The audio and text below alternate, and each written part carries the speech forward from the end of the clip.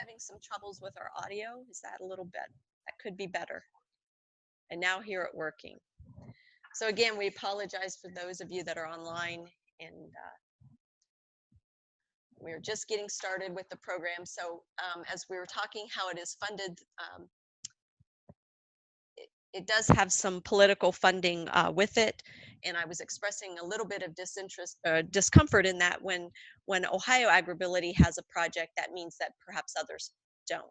However, we know that within USDA and our federal extension program, we serve all peoples. And so this program has never been not available. It just may not have the capacity to have like a Charlie or a Randy Joseph that can come and visit you, but we can certainly be connecting these farmers to our opportunities for Ohioans with Disabilities program, our vocational rehabilitation folks. Let's see if I can go to the next slide.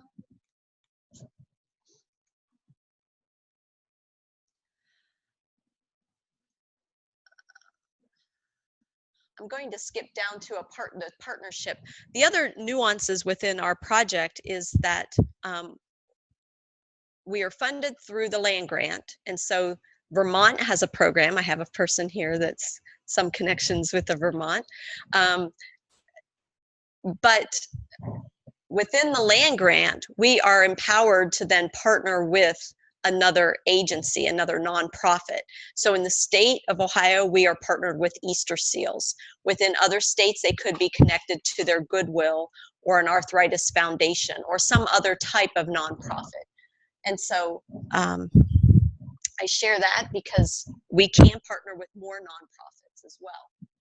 Today's objectives with our session is just to consider how disabling conditions that are incurred by farmers and that we can understand their impact of disabilities on their work and in their lives. We will assess and evaluate what modifications and equipment are available and effective tools for farmers who want to continue farming with a disabling condition. And then provide information and available resources so that they can be disseminated and the information they have learned to colleagues and clients. I just want to start real briefly with how we are in Ohio. We are on the eastern edge of the Midwest states, but yet agriculture is very important to our state. We do have some of the highest populations within the state, with 1.8 million of those Ohioans working some way in agriculture. We do have one of the largest Amish populations in the United States, and I do think that we are outgrowing. I believe now we are the largest population when we look at that Holmes, Wayne County area that we've outgrown Lancaster, Pennsylvania, as well as that LaGrange area over in Indiana. 12% of our farmers in Ohio are women, and the average age of the Ohio farmer is 57 years of age. So if you think about the demographics that presents and some of the conditions that we as a program could address. We've done some thought processes and have come up with some statistics that could easily be challenged because you say, well, how do you know where you get these numbers? But we've come up with approximately 50,000 ag workers with a disability or who have experienced a disabling injury that may limit what they do. And we come about that looking through some surveillance. I don't want to touch upon that in depth, but I'll work with you separately if we have questions on that. We do have the 9th mass of numbers of farms in Ohio. We have about 74,500 farms. Most of those are family owned. 53% of our ground is farmland. $10 billion is allocated in crop production. We produce over 200 different crops, and we are 13th in the United States for agricultural products sold. So products sold are things like Swiss cheese and milk and processed milk, and as you think of that. We do have a unique environment in agriculture that's very different than other occupations. And I think most of you in the room and even online would understand that agriculture as an industry is very diverse. The home site and the work site are often one and the same, which means it's hard to tell a farm family where your backyard ends and your barnyard begins. And so we have folks of all ages that come out onto the farm. There's a lot of area to cover. We have long work days. If you do have livestock, we know that that's a 365-day per year type of job. We also have seasonal work practices, the weather, the prices. All of these things will affect your business structure, and how you're incorporated will also help. Whether you have an LLC and you're incorporated type of farm, are you a family farm, are you a small business farm, are you self-employed? All of these terms usually don't matter to the farmers. They do things to make it economically viable for themselves. What gets us into trouble is when they try to work with a state agency and the agency cares about how they are either incorporated or self-employed. So some of these words mean different things to different agencies. And so we need to help break down some of those barriers so that our farmers can have access, even if they are positioned to be an LLC, which looks like they're this heavy corporation, but in all actuality, it could just be a man and his brother who have formed a partnership. So why is the Ohio AgrAbility program needed? We also know that agriculture as an industry is one of the highest industries for hazards and deaths and injuries. When you think about what we compete against, we compete with construction and we compete with mining. Mining is regulated by MSHA, which is a mining occupational safety program. Construction is regulated by OSHA, which is the Occupational Safety and Health Administration. Farmers are exempt from all of those types of regulations and a lot of the capacities. And so then they do incur a lot of high death rates. And when I think about agriculture as an industry, I really want to make sure that I'm clear. It's not just production agriculture. The industry includes forestry and fishing. So when you think collectively across the United States, it's not just our production ag farmer that's driving up those numbers. There's these large fishing boats and the forestry industry. The health of the farmer, we feel, is critical to survival of the business. And kind of repeating here, agriculture has one of the highest disabling injury rates of any industry. 1 out of 14 Ohio farm families have experienced a farm-related injury each year, and approximately 84% of those injuries occurred on the farm. A lot of injuries could occur off the farm. For instance, if you're in a car crash, how do you then return back to your livelihood? What kind of program would retrofit your environment for you? So we're not saying all these injuries occur on the farm, but it's happened to that farm family. How are we serving Ohio? These are the folks that are in our program currently. We have 140 active clients in 74 counties. By active clients, those are folks that Randy and Charlie are visiting and interacting with. However, each year we do reach over 11,000 individuals with our educational programs and some of our farm shows that we go to, and our online resources and how they interact with our program, either through the workshops, our events, our conferences. We listed here Farm Science Review is one of our largest farm shows in the state, and so we have programs out there for farmers. And the little info map over there has all of our counties listed and who is served by the program. We will serve folks. They've contacted us with a variety of reasons, whether they had head or spinal cord injuries, back injuries, paralysis, amputations to whichever limb, cut or caught in between, blunt trauma, sprains and strains. Secondary injuries are very important to us as a program, because we know that if you have a disability or if you're favoring one leg or knee or body part than another, you might then compensate yourself in other ways and become injured again. We list arthritis as a disabling condition. And then some of our other impairments on the right, the hip and knee replacement, visual impairment, hearing impairments, cardiac health, mental illness, stroke, diabetes, cancer, respiratory issues, and neurological disorders. And when we think about other cognitive disorders, AgrAbility was not designed to handle that at the very beginning. We were looking at mostly the physical limitations, but now we are growing into that area. And we are, folks will reach out to us about the kind of the Asperger's or some of the other cognitive disabilities, and how can we help engage those folks? So Charlie, I'm not sure when we're going to trade off. We can do that now if you'd like. Charlie Landis is, for those online, he is a farmer from the Knox County area that we're blessed to have join us, and that he kind of sought us out when we had this scour. But I don't know, if we would have known that you were out there, I think we would have targeted you and found you, because Charlie has this farm background and he has a real service-oriented approach. So I'm going to pass this microphone over to him. All right, thank you. And again, my name's Charlie Landis, and I work for Easter Seals. Home office is located out of Cincinnati, but I get the luxury of being able to work from home and actually work all over the state. Me and Randy Joseph, my coworker, we cover the whole state of Ohio, the two of us. So sometimes that requires many hours in the car, driving 3-4 hours sometimes to one location and back. But we have the hands-on approach. We want to come out and talk with the farmer and see what they are experiencing, so that way we can get the proper resources from them. So the services that we do provide, resources and information on solving specific problems and working with a specific disability. So we need to know the farmer first and what they're facing. We look at worksite modifications. How can you change how your worksite is? Doing your specific tasks.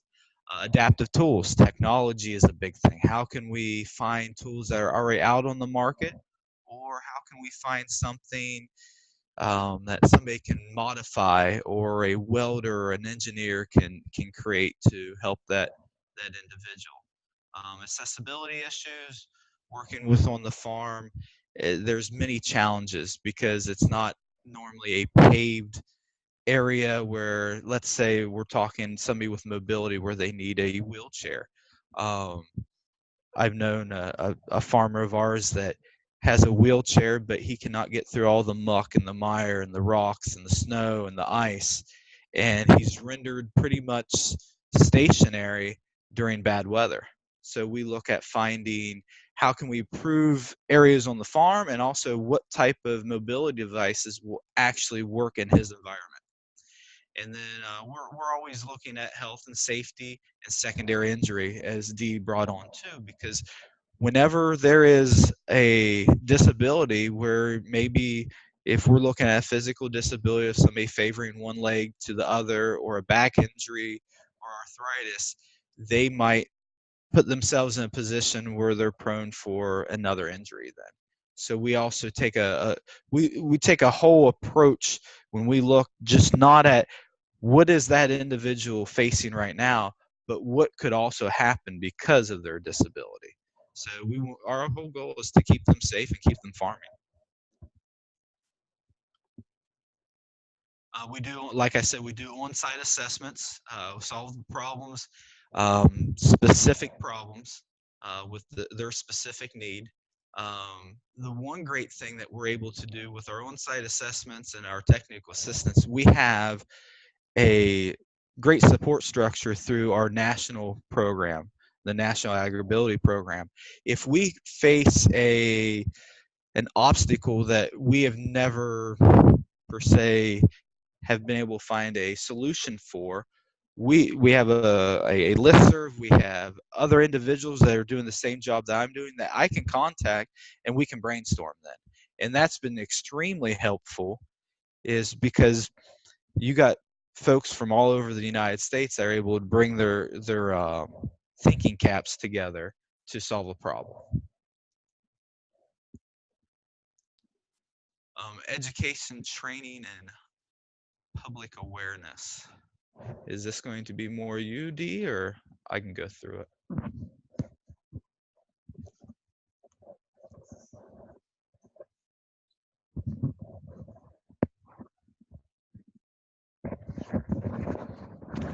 So real quickly, don't go anywhere, Charlie, because this is a short slide. Even though it has a lot of words on it, we're able to provide information and training on to the farmers directly. or to service folks of how they can work with farmers. We share a lot of our ag safety and health information with them. As I was saying earlier, I'm an associate professor, and I teach agriculture safety and health. So trying to keep the farmers safe again, and viable, that's as Charlie's just said earlier. The research, we don't do a lot of research in this area, and so I want to make sure that that's not that we don't go out and sample certain things. But some of the research that we have done is on quality of life, and how a disability might affect quality of life. And what we're finding, and that was a master's thesis that was done, is that the farmers enrolled in our program are reporting they have a better quality of life than the farmers that we used as our population for the state of Ohio. And so we weren't sure if that was just a programming effect, that here we are working with them one-on-one, or if they really felt like they were getting good information from us. So our research, a lot of it is best management practices that we can share with all farmers, and then we just would ask our AgrAbility clients separate questions. And then farm accessibility issues. We work not just with our farmers, but how do we get other farmers onto like field days? If you want to interact with a county fair, an agritourism event where there's maybe like this time of year, pumpkin patches, corn mazes, what are some of those Americans with Disabilities Act guidelines that a farm operator should have? And so we are very broad in not just serving our disabled community that's farmers, but also with those folks who want to experience a farm. And then we can provide displays at a variety of events. This is kind of an overview of our AgrAbility work process, where we would have education assistance. I don't think we've talked yet about our peer-to-peer network. That one's a very powerful program, and we know farmers like to talk and share ideas with other farmers. And then if they are experiencing a disability, they even have more to talk and share about because they can ask specific questions. So we do link folks together, and have opportunities throughout the year, picnics, gatherings, so that they can interact and talk. And then our continued support, I would also add our caregiver support to that, because we know that caregivers have unique needs, farmers have unique needs, and then you put the two together and it can sometimes be overwhelming and daunting, which would then add to stress, and not just your physical and your mental stress, but also financial stress, because if that caregiver can no longer go and perform an off-farm job or take care of the family, we know that that really impacts. And remember, our mission is to promote success for the farmers to stay involved in farming. One of the things that we hear a lot of times when we work with our rehabilitation counselors are, well, let's move them into a different job. Well, the minute we move the farmer off the farm, what does that do to the family structure? What does that do to the mental capability? And the farm may be that person's chosen profession. They don't want to go to town. So we always are in constant struggle with ourselves. What you see there in that picture is a group of students. This was recently at our Farm Science Review. So the students are sitting there kind of to the left. There's 3 of them in a row. I don't know if it's Charlie. It's in the background standing by his tractor. And then the person in the blue shirt on the far right is one of our farmers, and he is in a stand-up wheelchair, so he's a little higher elevated right now, talking with the students, and they're trying to design a system that can get him into his skid loader, which is one of those bucket loaders that he can scrape his livestock lot. And then there's some other folks from, I think, yeah, there's some other folks with our program and national connections sitting there with us. So we engage with the farmers in a lot of different ways.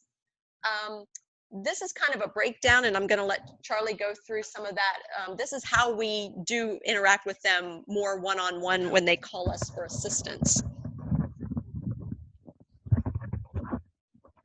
Yes, and how the farmers get hold of us and contact us. As you see here, farmer or family contacts Ohio AgrAbility. They might have seen an advertisement in a newspaper or a farm magazine, or heard it on the radio, and they'll call here into Ohio State and get hold of Laura here, and then she will assimilate out to the the proper people, which is me and Randy. He mainly covers the western side of the state. I'm normally on the eastern side, but because of workloads, we cross and crisscross throughout the state. A lot of times it's conversation intake. We will speak with them and see, are they eligible for a program? Is it something that we can help them with? Are they a farmer? Do they have a disability? We're pretty much open to anybody. It comes down to is if you have a production farm and making at the very least $1,000 off your property, and that could be even a large garden, and you are eligible. We'll schedule a farm visit. I can't think of anybody yet where we have um, extensively helped without going out on a farm visit. We schedule a farm visit, like I said before. We want to have that personal experience and actually seeing eye to eye on what they are facing. We'll review their needs. We're not the ones that determine what your needs are. You're the one. The farmer, he or she, they're the ones that are facing it every day. They know what they need before anybody else does. But we will, and there are some occasions where we're able to point out things and they didn't notice that before. But then we'll look at eligibility for vocational rehabilitation or other services. If we feel like they could be somebody that OD can work with, we will then send in the application and go through that process. So Ohio AgrAbility process, education, ask what does the farmer want help with? We explain what we do and do not provide. Expert advice and recommendations, yes. If we don't have the answer, we will find somebody that does have the answer, either through Ohio State, through Easter Seals, through our national AgrAbility program. We will find somebody that has that expertise to help you out. Money from AgrAbility, unfortunately, no. Our funding is to operate the program, to get us our salaries and getting us from point A to point B, our mileage. That's it. It's a bare bones structure. A lot of times I wish I could go out to the farm with a nice fat checkbook and just write stuff and say, you need this, I want to get it for you. Because so many times I see them in their struggle and I want to help them. And that's the struggle, is now how do we find that help? We don't have that easy pocketbook to pay for the recommendations we make. But we will make a recommendations and a plan, and that plan is keep the individual farming. That is the plan, is how can we keep the individual farming? And also, it's not just the individual, it's the whole family. Because we could get just the individual farming, well, that might not quite work with the family structure. How, if they've been in a long-term disability and have not been doing much with the farm, but just a little, how do we ease them into that, and the whole family atmosphere changes too. So it's getting everybody on board. It's the whole concept. Assistance. So provide assessments for OOD. We are in that fortunate position where we are able to give official assessments to OOD. They will hire us to do that on a fee schedule, and we will give them an assessment that gives the background of the disability of the farmer, the background of their farm, what obstacles they are facing, and how we can overcome that. And then we also provide all the quotes and estimates that are out there to get that type of equipment.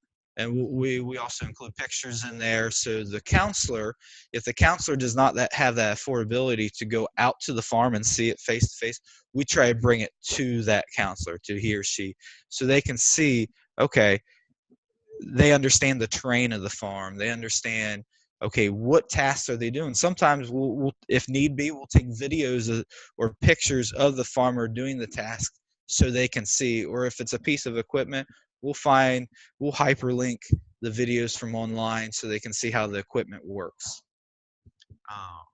So we utilize our network and resources to seek viable solutions. National AgrAbility is a good one, USDA, our OSU Extension, the Ohio Farm Service Agency, and equipment manufacturers.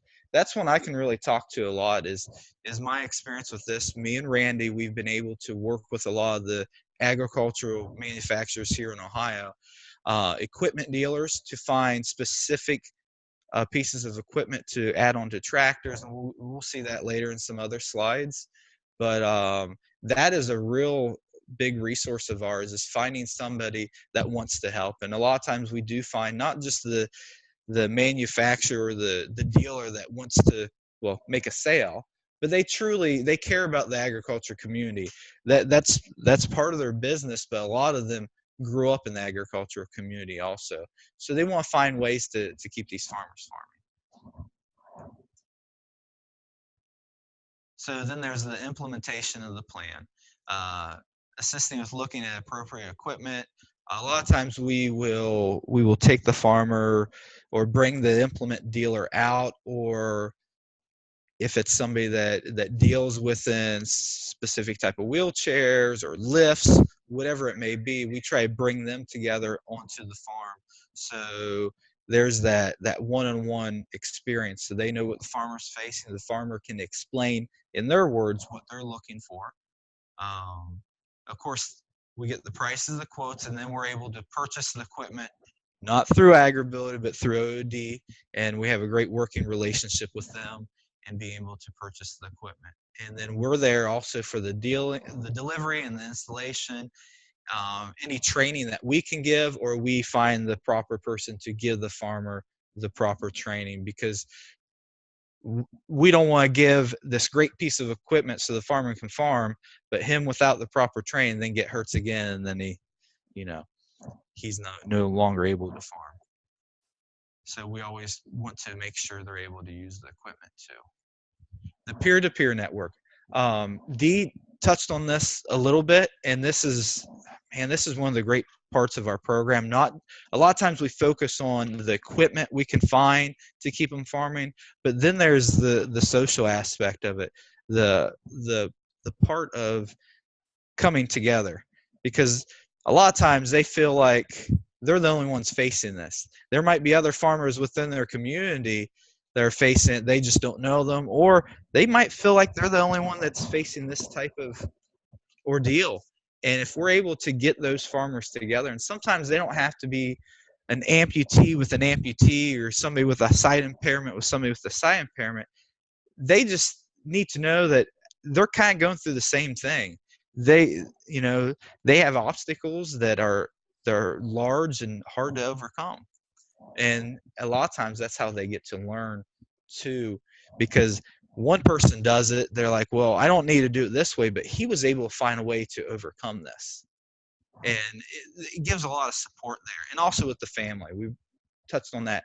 Caregivers, the caregivers, they deal with a lot of struggle to themselves, because their time isn't, it's not in a normal family. They have to take 100% care of their spouse, and they get exhausted at times. And sometimes it's nice just so they can talk with somebody else that experiences the same things. So we try to do those informal connections between pairs. We set up every year now. We're trying to do a picnic in the summertime just to bring them together. We do events, and sometimes it's formal where we may speak with. We have some farmers and their families that are more than willing to go out and see other farmers, and then we will try to connect them that way too. And then continue support. Our goal here is to not just help you this one time and that's it, but we do follow-ups. We call in, because a lot of times our farmers, no matter how great they are a very proud bunch. And even though they've gotten help from us before, they hate to bother us, and they're not bothering us. That's what we're here for. But we do follow-ups that way. See, has anything changed? Is that equipment still working for you?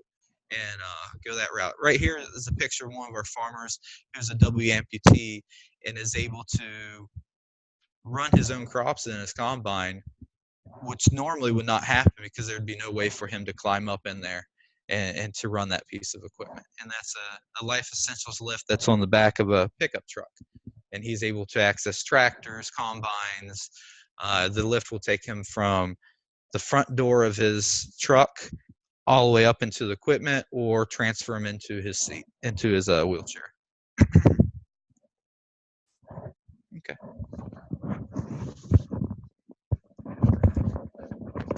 Okay, so we have another farmer of ours on the screen now. That's Harold. Harold is a sheep producer and his dog there with him. But the picture just kind of emulates that we connect the farmer with the resources. And so these next couple slides share the types of resources that we have with our collaborations, our county boards of DD.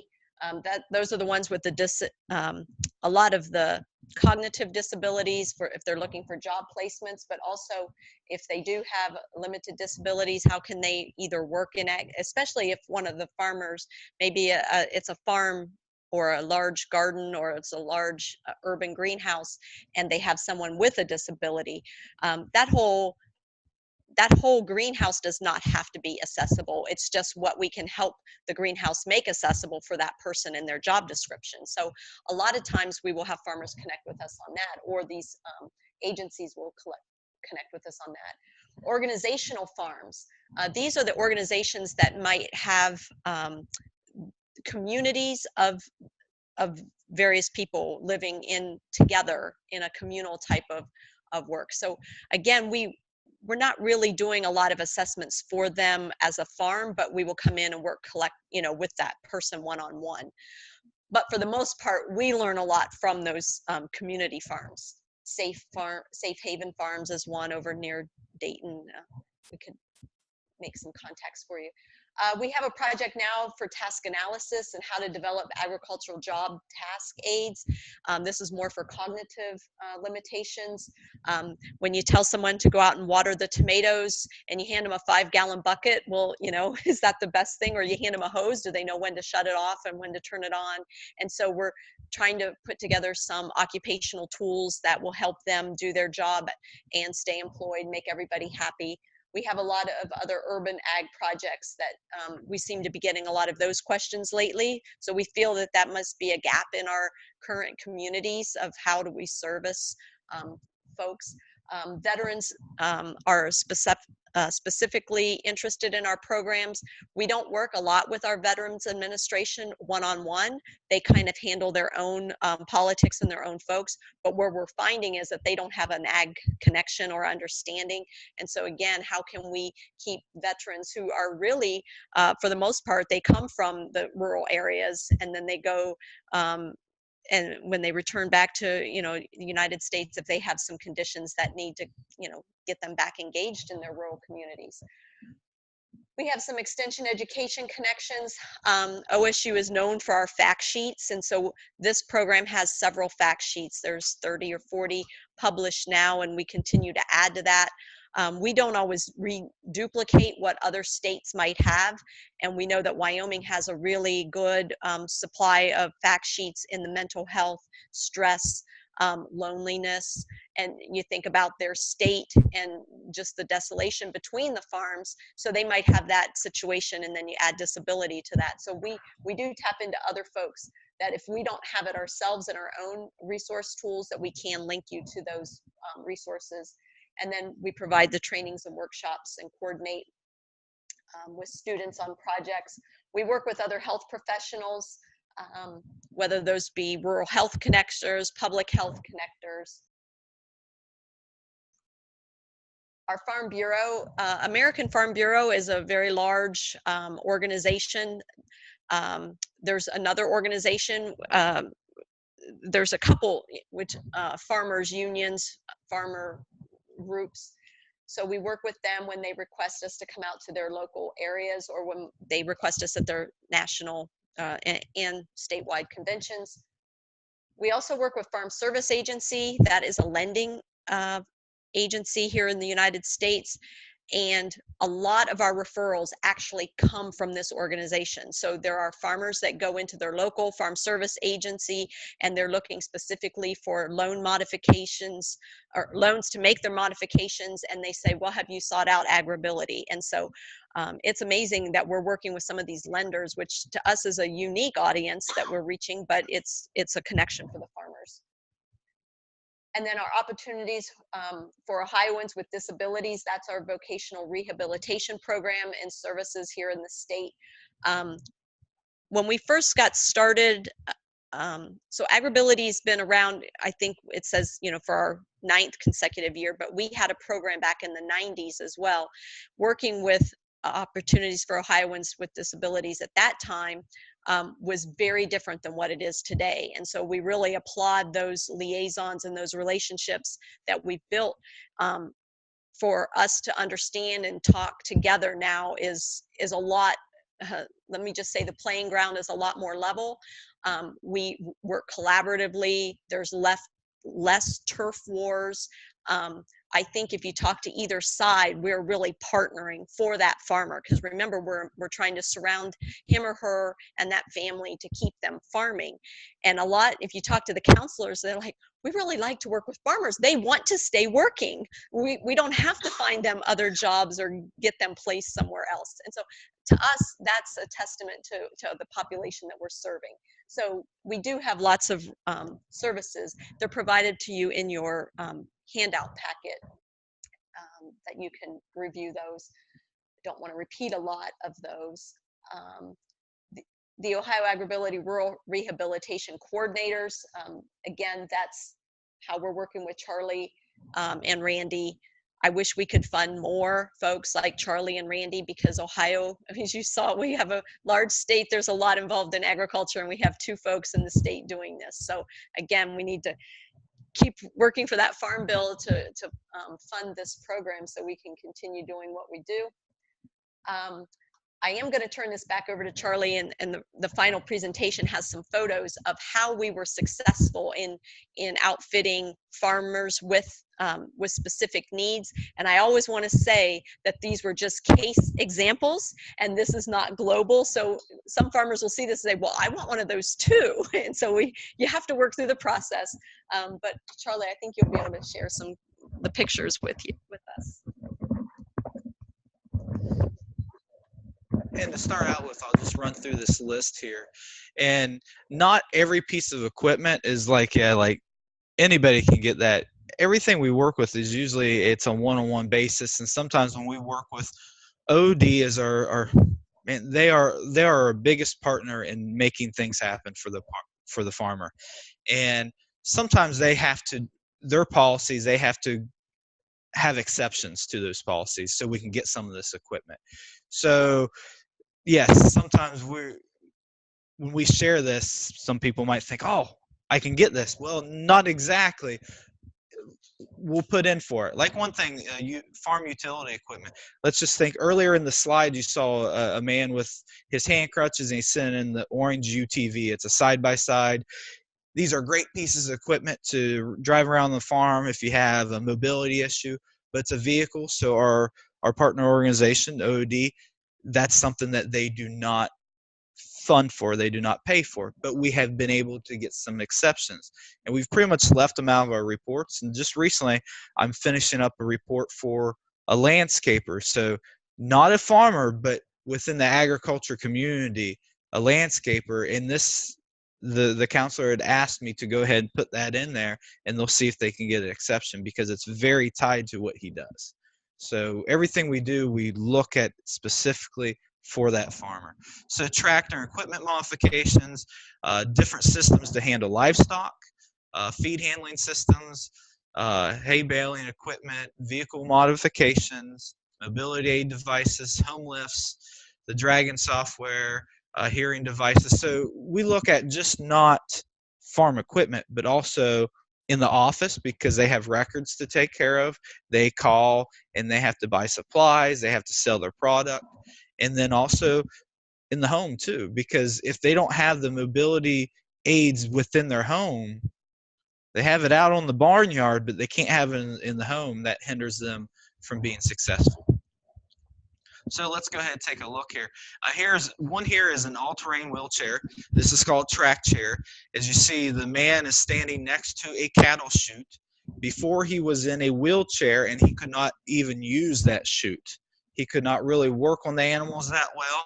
This device has tracks on it, if you see down in the lower right hand corner, you see the tracks on the chair. So it is a wheelchair on tracks. It is a completely an all-terrain vehicle or all-terrain chair. It does not go into houses. It's too big for that anyways. It won't go through any AD compliant housing or anything like that. And it goes into a standing position too. And he can move around in the standing position. The thing that's great about it, some of the standing wheelchairs, you have to manually bring yourself up to the standing position, and then you find out you're not in the position to work on what you want. You have to come back down, readjust the chair, and get back up. This, he can drive all around standing up. So it benefits his health, because being able to stand, how he was created was to stand. It helps with digestion and bed sores, all types of health issues. And also it gives confidence to be able to be standing upright and doing your job. Right here is a tilt table, which for some people might be just a simple device. There's a goat in there. What happens is when they're working on the goats, they're trimming their hooves, they're giving them injections, they're checking their health. They have to manually grab hold of that goat, either lay it down and work with them. With somebody with spinal cord injuries, arthritis, this individual, Kip, has some nerve problems too. He can't physically be able to do that. So a device like that, we can run the goat through, and this goes up all the way up to large cattle too. There's devices that are made for that. He can easily then flip the animal over, work on the animal. It's all humane and everything, and then let the animal out. And he can do probably more than he could do before he was doing it by himself physically. And right here you will see on the left-hand side, there's the backside of a tractor. You see an old rusty seat.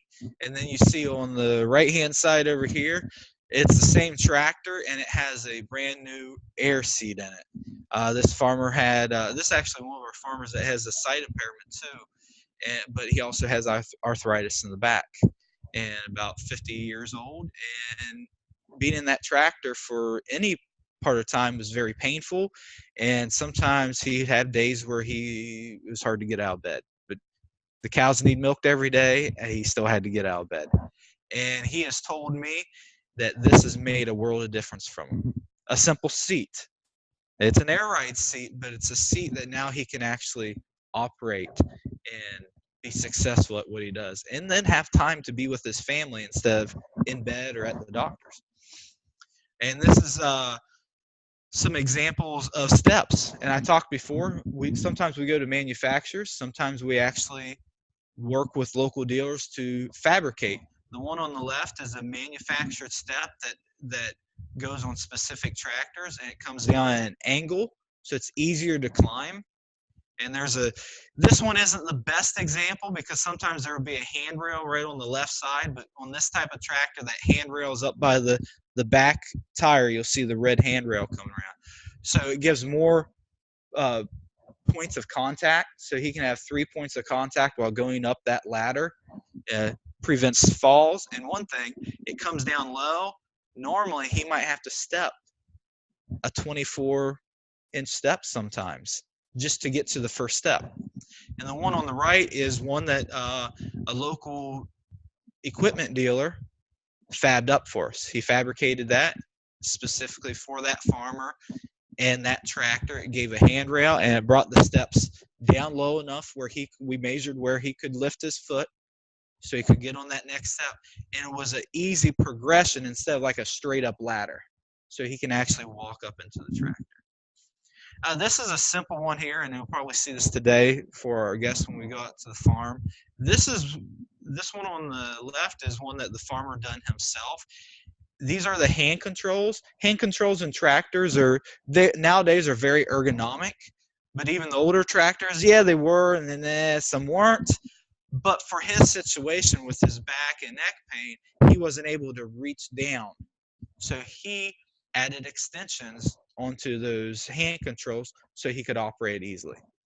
And this is a fabricated one also that another farmer, I think him and some friends built themselves. So they fabricated it exactly for him, right? How he sat and what was the most comfortable for him to be able to and that was for the clutch right there, because he has limited use of his legs. He has use, but not enough to pick that foot up in time and push down on the clutch. And right here is an example of a lift cart being used to put a very heavy, I might be lying if I say, but it's probably easily 120 pounds or more, that 3-point hitch to put on the back of the tractor. And this lift cart, he was able to just using, you see the middle picture, his foot is pumping up the hydraulic table, and he can align it right where he wants it. And so that's a solution where we were able to buy that from a manufacturer. They use these in warehouses, but it's implementing it on the farm. And here it seems kind of weird on the left side here. It's just a jumble of boards, but that was the only way the farmer had a way up into his hay mound. When he bought the farmer before never put a ladder up there. They just climbed up the gates and stuff into the hay mound where the hay is. Well, 30 years old with arthritis down his spine and neck injuries, he could not do that. But he did it anyways and scared his wife to death because she was always afraid he was going to fall and then be paralyzed one day. Well, simple solution is actually adding stairs. They just did not have the funds to, with all the other medical expenses, to do some simple solutions like that. OD stepped in and was able to get those stairs built for him. This is one I was speaking to one of our guests earlier today before the session. This is a farmer that has diabetes and sight impairment. You see on the very left-hand side is the dairy barn before the LED installation of the lights. It's not that it's dark. For him, being dark is not good because once he walks in the shadow, he's rendered blind. He can't see at all. So with the LED lights, and it's not the greatest picture, the barn was completely outfitted with LED lights, so pretty much every crook and cranny was then illuminated, so he did not have that danger of tripping, not seeing the cattle, and he's able to keep farming. And on the very right-hand side is an LED light that we worked with a local dairy supplier to manufacture an LED light on a 12-volt system to aim right at the udder of the cow, because that was a shadow area that he could not see. And now he was able to put on the milker. He could see the cattle. He could see their health and everything like that. And he could continue to be successful. From introduction to assessment, we follow through for success. We go from the beginning to the end. We're always there for our clients. We may be stretched thin at times, but we are there. Even if it's just sometimes it's just a chat, a follow up, and sometimes it's nice to know that somebody cares, and that's a big thing that we do. But we continue to work with the farmer, make sure everything works. Are they facing something else? How else can we help them? So at this time, I will open this up to any questions.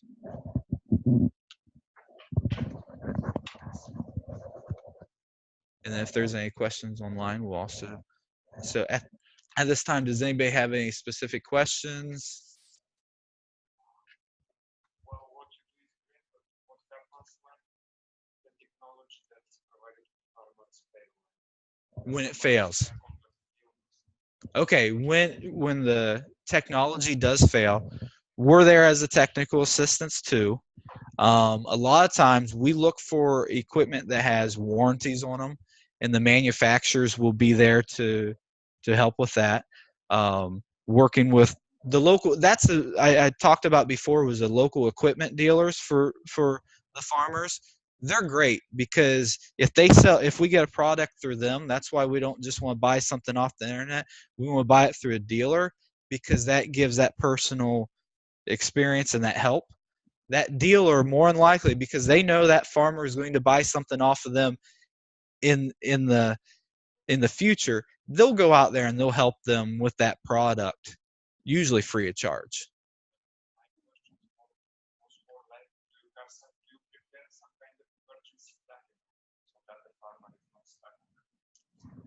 No, that's a very, very good question. That is something we have looked at individually with farmers depending on what equipment they have. So if the equipment fails, how are you going to get back? One thing too is nowadays carrying cell phones.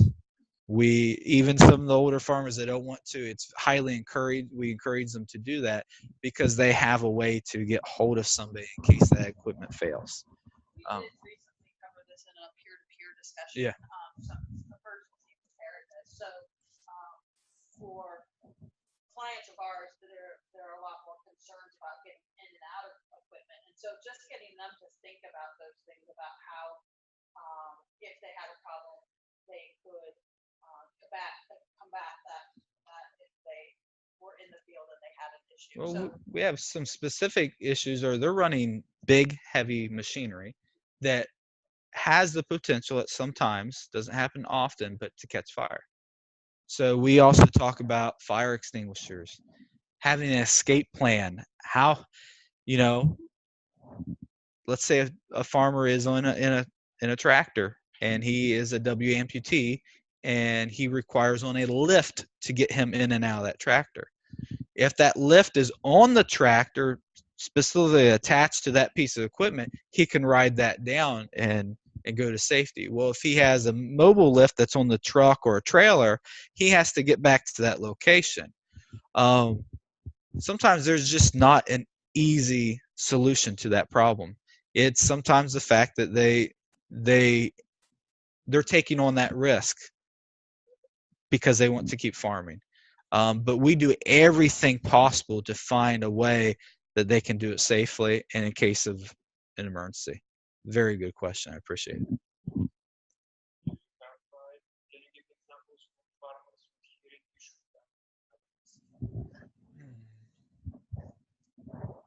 issues? Okay, so you're asking a question on, have we specifically worked with the farmer with hearing issues? Trying to think here.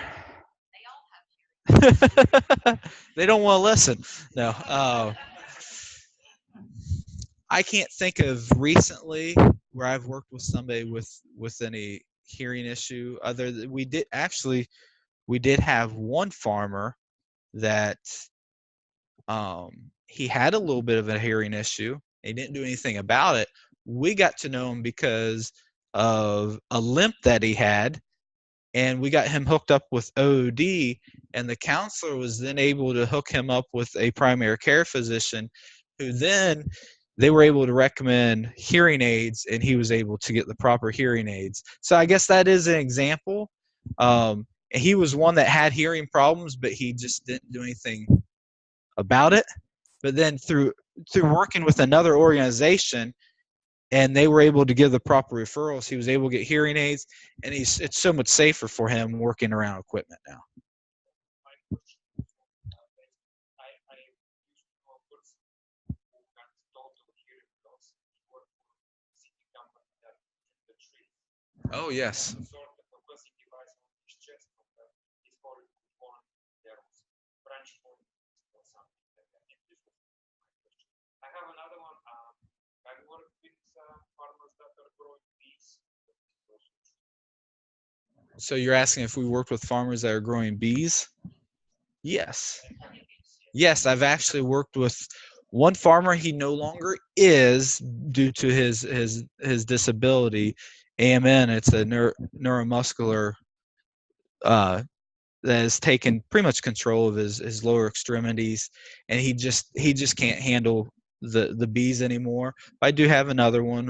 He has extreme migraines and back problems, but he still continues on with his honeybee business, but nothing that had disability related has kept him from doing that, other than the fact that he makes sure the boxes that he builds for the bees are of a lightweight material, so they're easier to move because of his back. So it's being proactive on that, knowing, okay, these things are very heavy. How can I make this so I can keep doing it? Any other questions? Yes.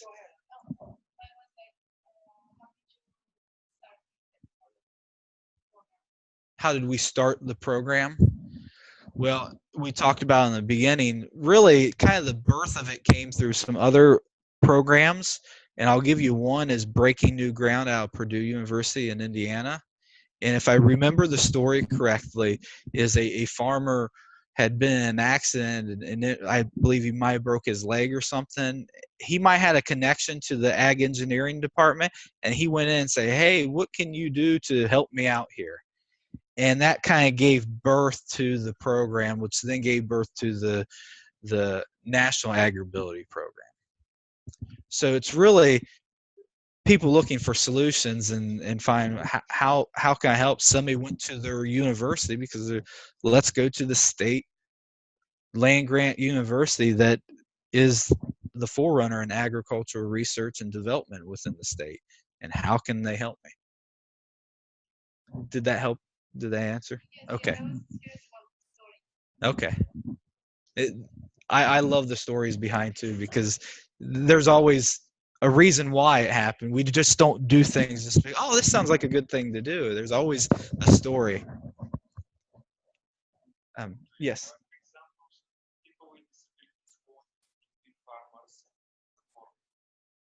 Okay, do we have examples of people with disabilities that then want to get into farming? Yes. That do not or do? That do, yes. We have worked with some individuals that do want to get into farming. We've been able to connect them with the right organizations, and we do have organizations within the state and the country through USDA that work with beginning farmers.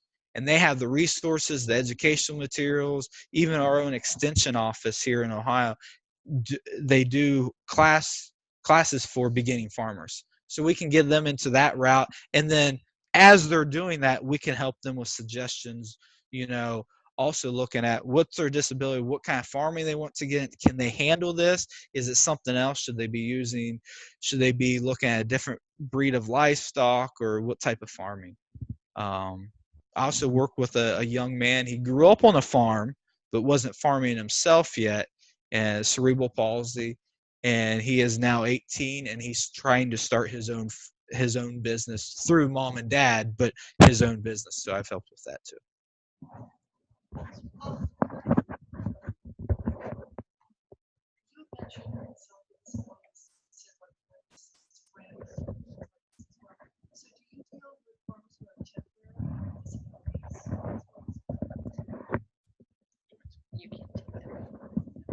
Yes, the question was, do we work with farmers that have temporary disabilities? Yes, we do.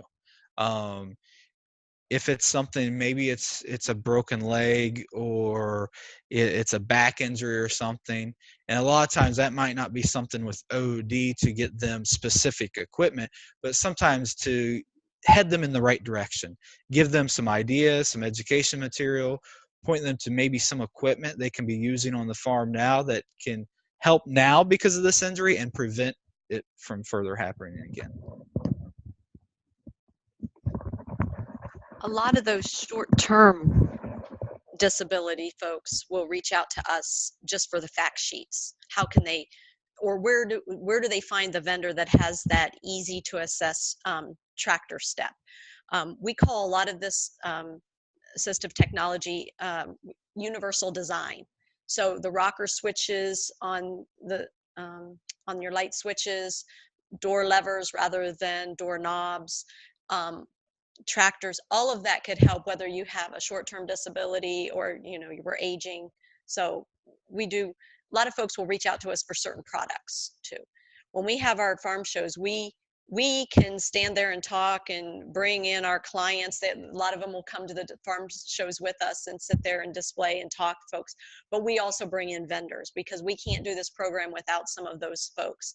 We get into trouble sometimes because the university is not supposed to be advocating for certain vendors and certain companies, but there are some that are more disability friendly than others, and so we just market what they have, or we put folks in connection with that. So yes. So a lot of the the tractors just getting bigger over the years to each farm population. Have you seen any redesign in some of the companies to actually prevent some of the injuries? So some of the question here in the room was, as the equipment continues to get bigger, some of it is more, you know, hydrostatic operations. They have seat adjustments. Some of the technology is actually in favor of our human body and that we can sit for long periods of time. Cabin closed tractors are wonderful, you know, for just beating the heat, comfort, all of that stuff. It reduces your hearing, your occupational exposure to the dust in your environment. But then again, there's, you know, the flip side, but with the autonomous equipment and the drones, some of that, the drones can actually get into areas that we can't as humans, or that we don't have to climb now if we can send a drone up, or if we can use drones to work on fencing, you know, and go out and check line fence and that kind of things. But so some of the technology we can work with, or work with that company specifically. I don't have exact, you know, everything's like tailored to that farm environment. But automation is very helpful, you know, when folks can sit and have automated milkers, and their milking parlors now are better designed. The whole milking parlor will rotate towards them so they don't have to bend and kneel. I mean, we're farming smarter, I think, over time. And then I will hold one more question here, because I'd want to answer the one that came in online.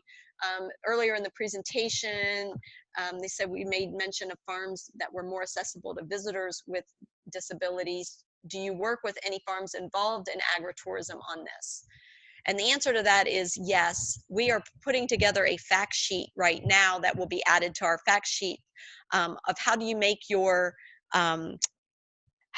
surface where you're walking wheelchair accessible or disability accessible. You know, what type of surfaces, ground surfaces, how do you mow the grass or have the paths, the walking paths, adding handrails, making turning radiuses in your area to accommodate the wheelchairs. There are some tractors that will still take hay rides, that will have the, you know, the ability to get folks on and off of hay wagons. So if, I'm not sure, Margaret, if you're looking for specific vendors that are more farm friendly than others, but hopefully with our resources that we'll be able to get out, we can just get folks thinking about that, because that's also an insurance liability, that anytime the farmers invite people to their property, they are obligated to think about safety issues, emergency preparedness, you know, what happens when there is a field fire and you have folks out there in that corn stubble. And it's not so much a fire like people were smoking, but in this really dry season that we've had people that used wheat fields as their parking lots, and so then some of the cars and the, you know, would cause a fire in the field. And so we are aware of some of those situations, but we do work with the farmers one-on-one. And so Margaret, we can follow up with you specifically later if that did not answer your question. And then we have one more in-house. Yes, I was wondering, it's kind of like two connected questions. So in the beginning, we talked about the estimate of about how many people in Ohio farm with disabled, and when you look at the people that you can serve, it seems like there's a summit, and at the same time, so kind of like, where do other folks go, and kind of what are some of, I'm guessing there's also some folks who don't want to deal with it. Yes. Yes, so the question was, there seems to be a disconnect of the opportunity to serve farmers with disabilities and those that are enrolled in our program. And farmers are a very unique culture. They're very want to do it themselves, and they also have a barrier that this is a service and they don't need public service, or they don't want to take handouts. And so we're dealing with the mentality of the workforce. But every time that we can reach out to a new community or new farmer, it just seems to open the doors for us. And a lot, even though I said Farm Service Agency is one of our largest referrals, when we look at overall referrals, they come from our customers. So they learn from their neighbor of what we did for one. And so it's just that slow breaking down the barriers. Farming has been a rough occupation when you asked, and that's why I kind of chuckled tongue-in-cheek when you said, well, how many of them have hearing impairments? And I say all of them, because they work around large and loud equipment, and they don't recognize that they need hearing protection. our farming population, if you ask them if they've diminished hearing because of their job, 98% would say, absolutely, I do. And so they don't consider that a disability, so they don't come to us with that question. They come to us with a different question, and then we can, in a roundabout way, and that's exactly what Charlie was explaining, we can help them with other services. But it is a barrier, and it is a problem. It's the culture of farming, and I think there's a lot of head nodding going on. Okay, I think we'll take one more question. Absolutely, ma'am. You're talking about the farming culture, and I'm sure, and I'll explain a little more to our guests later. I'm sure within the farming culture, Amish farming culture is a subculture like that. Any idea the percent or the participation of Amish farmers in your program? We do programming with the Amish communities. We attend some of their, they're very good at having farm safety field days, and they're very big on safety. So from the safety community, and when I was saying that I'm an occupational safety specialist for the state, they use our services a lot. When we talk about disabilities, they want to be quiet and they don't talk. And so again, I think this is part of the culture.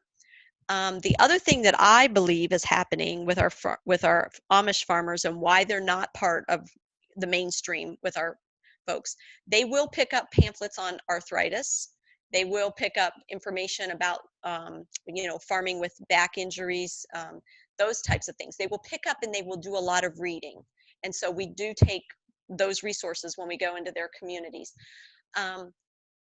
They have so many other folks in their communities that can handle the physical labor that a lot of times their disabled folks they've already reassigned them a different job in their family structure, in their community structure. And so they take care of that individual in a different way, in that we are not making accommodations for that individual. Now, if we'd ever run into a situation, where we would have a farmer, we would be able to work with him, his family, and those types of things. But that's my interpretation of why we don't have it, but we still promote the program to them. Yeah, and we show them a lot of the low-tech designs, like adding the steps to their buggies to get in and out of, and they look at that, that's a great idea. That's a good idea. So they process what we show them. We don't go build it themselves. Yes, then they go build it themselves. So true. All right. Any other questions in-house and online? It looks like we've handled those. We appreciate everyone's time. We will continue to interact here. Laura has some evaluations that we would like to get some feedback of how we can make our presentations to you better. And online, I believe she's going to email those to you. So be looking for those.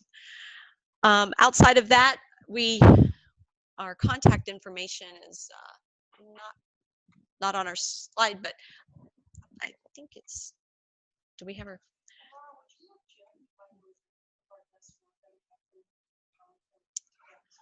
So we have also, if you're online and you would like a copy of the PowerPoint, we'll be happy to send that to you. Okay, this concludes our time. Thank you very much for your time, and have a great, safe day.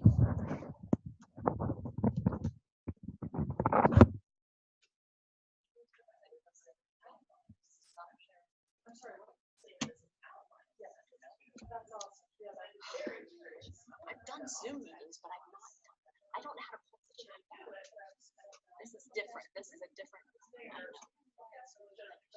Well, Ken Koka says to me, he goes, why are you doing a webinar? Just have a Zoom meeting. You can invite 50 to 100 people. And I go, well, I didn't know that. They've switched our, and they've switched our platform. Yeah. Usually see on one side.